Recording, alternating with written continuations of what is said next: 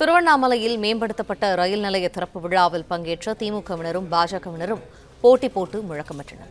இது தொடர்பான கூடுதல் தகவல்களை எமது செய்தியாளர் மணிகண்டன் வழங்க கேட்போம். மணிகண்டன், விரிவான தகவல்கள் என்ன? வணக்கம். இந்திய நாடு முழுவதும் உள்ள 103 அமிர்த் பாரத் ரயில் நிலையங்களை இன்று காணொலி காட்சி வாயில் மூலம் நரேந்திர மோடிஜி இன்று திறந்து வைத்துள்ளார். அதன்படி திருவண்ணாமலை மாநகராட்சியில் உள்ள ரயில் நிலையத்தை ரூபாய் 8,27,00,000 மதிப்பீட்டில் மறுசீரமைப்பு செய்து ரயில் நிலையத்தில் இன்று காணொலி காட்சி மூலம் பாரத பிரதமர் நரேந்திர மோடிஜி திறந்து வைத்தார்.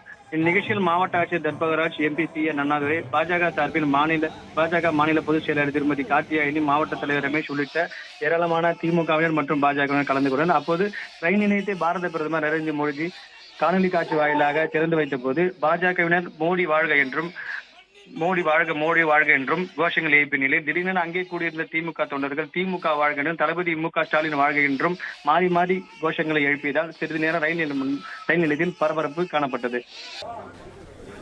நன்றி மணிகண்டன், விரிவான தகவல்களுக்கு.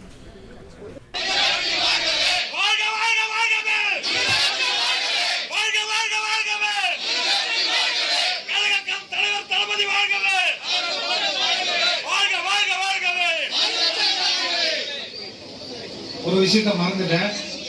நமக்காக